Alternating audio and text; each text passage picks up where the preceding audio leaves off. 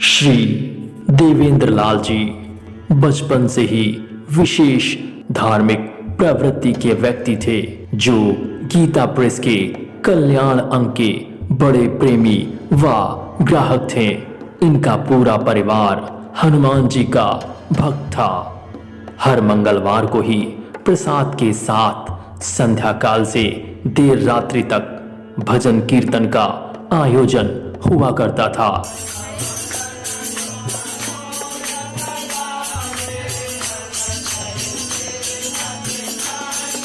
बचपन में तो इनके दिन बड़े ही सुख और समृद्धि के साथ बीते, लेकिन ये खुशहाल पल महज कुछ दिनों तक ही रहे। शीघ्र ही बहुत ही गरीबी एवं दुख दरिद्री से इनका परिवार गुजरने लगा, जिसका एक कारण लंबा परिवार, दूसरा बाहरी आमदनी का ना होना व तीसरा एवं आखिरी कारण श्री योगेंद्र लाल जी का होना था। जहां एक तरफ श्री योगेंद्र लाल जी उनके परिवार के लिए दुख और दरिद्री का कारण बने थे, वहीं स्वयं अपने परिवार के लिए वो काफी चैतन्य थे। इसीलिए उनका खुद का परिवार काफी मौज में रह रहा था। श्री देवेंद्र लाल जी साधु महात्माओं को बहुत ही आदर सेवा देते थे। हालांकि उनकी दुख दरिद्री तथा साधु महात्माओं के प्रति इस सेवा भाव को देखकर लोग बहुत ही खिल्ली उड़ाया करते थे। हे देवेंद्र लाल जी का तो जैसे लगता है दिमाग ही कम हो गया। जब देखो बस साधु महात्माओं की सेवा में डूबे रहते। घर का हाल ऐसा है कि तंगी आई हुई है, लेकिन बाज नहीं आ रहे। पता नहीं क्या मिलेगा साधु महात्माओं की सेवा करके। श्री देवेंद्र लाल जी ने मेरे अर्थात सदानंद के बारे में काफी सुन रखा था, इसीलिए मुझसे भेंट करने हेतु वे बरवा बाजार आए। विनम्र स्वभाव होने के बावजूद भी श्री देवेंद्र लाल जी कुछ और ही भाव को लेकर मुझसे मिलने आए, लेकिन आते ही ऐसा विचित्र दर्शन हुआ कि साष्टांग प्रणाम करने की स्थिति हो गई। बगैर कुछ बोले ही उनका इस प्रकार नतमस्तक होना लोगों को अचंभित करने वाला था। कारण पूछे जाने पर श्री देवेंद्र लाल जी ने बताया, मैं सोचता था कि ये कोई साधु बाबा होंगे। बड़ा गुणगान सुन रहा था। सहदेव जी ने भी अनेक बार कहा था, तो उनके कहने पर ही सोचा चलो देखूं तो कैसे साधु हैं, क्या विशेषता है। अगर सही लगेंगे तो अपने यहाँ आने को आग्रह करूंगा। लेकिन यहाँ आया तो देखा सहदेव जी के मकान के सटे पूरब एक झोपड़ी है, जिसमें चारपाई पर एक अति सुंदर मनमोहक बालक दाएं करवट सिर को दाएं हथेली में तकिए से करीब 1 फुट ऊपर रखे हुए लेटा है। पहले तो रूप ही इतना आकर्षक था कि क्या कहना। दूसरा जैसे ही मेरी दृष्टि उनके चरणों पर पड़ी तो देखा एकाएक दाएं पैर के अंगूठे के नख से अजीबोगरीब एक आनंदमय ज्योति निकल रही है, जिसे साक्षात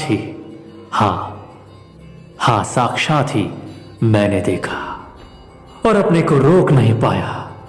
हृदय में गुरुत्व का भाव प्रकट हुआ, जो मुझे साष्टांग दंडवत करने को विवश कर दिया। अब तो चाहे जो भी हो, मैंने हृदय से इन्हें, मैंने अंतःकरण से इन्हें अपना स्वामी स्वीकार कर लिया है, अपना सद्गुरु स्वीकार कर लिया है।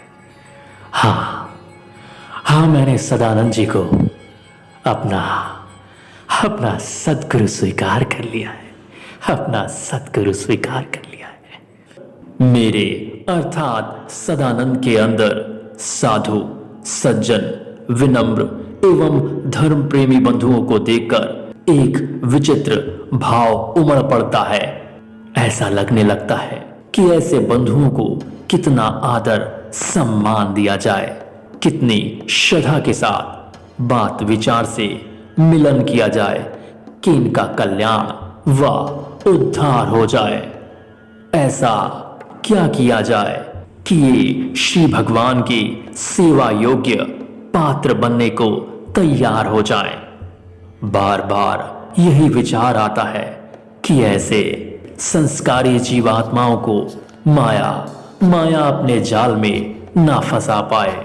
निसंदेह मेरे अर्थात सदानंद के भाव का आदर सम्मान तो बहुतों ने किया, व्यवहार में बहुतों ने अपनाया, लेकिन जन्म जन्म का जड़ी जीव, जन्म जन्मांतर के संस्कारों में जकड़ा हुआ ममता आसक्ति रूपी दोहरी रस्सी में बंधा हुआ मोह रूपी अंधकार शरीर और संपत्ति अर्थात परिवार और पारिवारिक रूपी कोठरी में पड़ा हुआ भीतर से तो बंधन से छुटकारा एवं अंधेरे से निपटारा हेतु बहुत ही चाह करता है, लेकिन माया रूपी सांसारिक दबाव के भय से इतना भयभीत है कि भगवान पर भी विश्वास और भरोसा नहीं हो पा रहा है।